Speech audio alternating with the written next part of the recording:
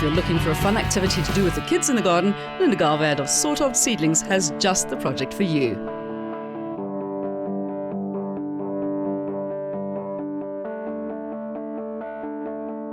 So when holidays come around and you've got nothing that you can do to entertain yourselves or the kids, this is to teach your children how to make their own organic herb and fruit garden. So what we did was we bought a crate, it's just a plain wooden crate. We lined it with refuse bags, garden refuse bags, because they're pretty tough. We made holes in the bottom of the bag because you need plenty of holes for drainage, and we added some stones, 3 centimeters of these gravel stones, so that it can also aid drainage. We've got some organic compost here and our own potting mix that we made up ourselves. So we're going to pour this all in, mix it up, and start planting our seedlings. We've made these great little seedling labels, and they were such fun to make, and they look so pretty once everything is done. So let's start with the potting mix.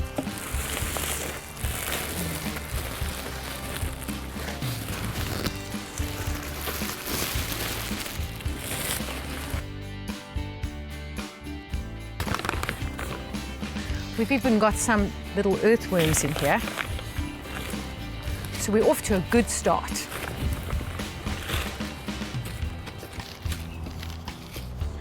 Tilt this, pour the rest of it in. It's a good idea to fill it right to the top, because as soon as you start watering, you'll notice that the soil level starts to dip. Smooth it out, don't press it down, because we want to keep the life and the oxygen in the soil. I can see this little earthworm sticking out. We're going to bury him again. He'll be happy in there. Right, we're going to start with some chilies. Chilies really grow well in pots, and you can leave them in a pot for a few years, up to 2 or even 3 years. So we're going to dig a hole here. I'm only going to put 1 chili plant in here because we'd like to fit in as many things as possible. You don't want to overcrowd it, because they're still going to grow and they need a bit of space. Notice I always put water in the hole once I've put the seedling into the hole. I don't cover up the seedling first and then water. I water first. Cover it up. Here's my label. And stick that in right next to it.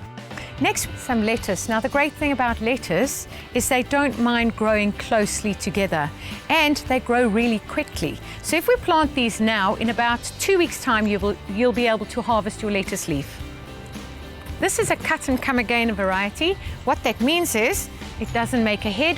All you do is you pick the leaves around from the outside of the plant and you leave it to grow again. I'm going to plant 3 lettuces. Go.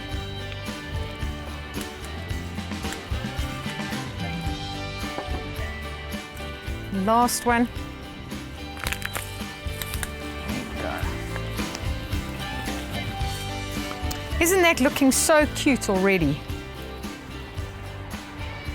Next up, we're going to do chives.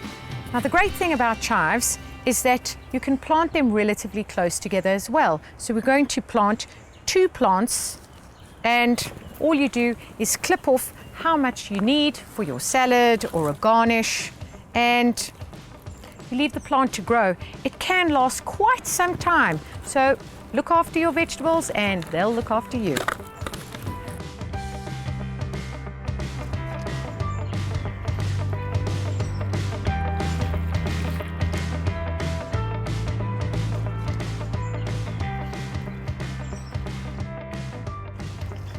We're going to pop our label in here for the chives, right in the middle with our little butterflies on it.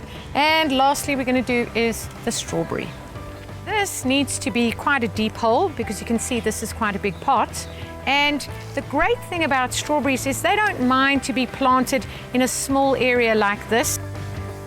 The good thing about planting strawberries with children is when they harvest those strawberries, they are delighted.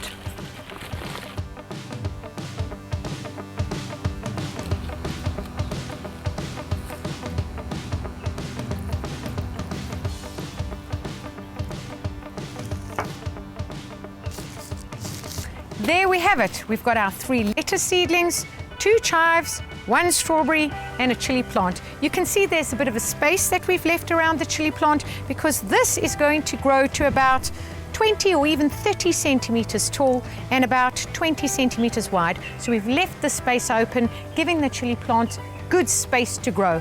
All of these are going to fill out the spaces next to them as well, and put this in a sunny spot and water it every single day and watch your garden grow.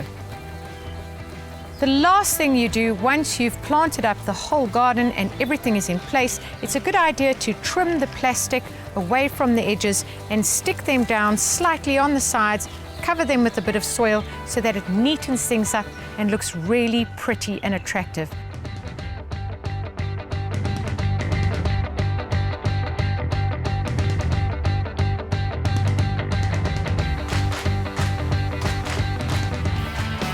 After the break, Michael Rickhoff is back with another step in designing a garden.